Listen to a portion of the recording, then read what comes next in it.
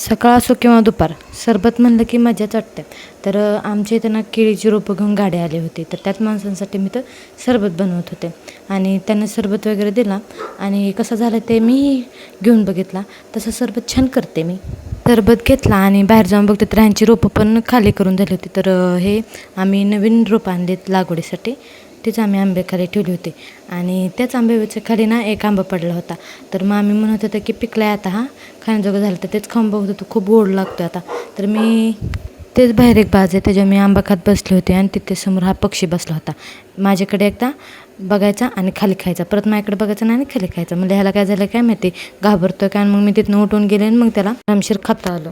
काल ॲनिव्हर्सरी होती ती आम्ही सेलिब्रेट केली, जेवायला वगैरे गेलो, पण त्याचा व्हिडिओ काय काढला नाही. नवीन यूट्यूबर आहे म्हणून समजून घ्या.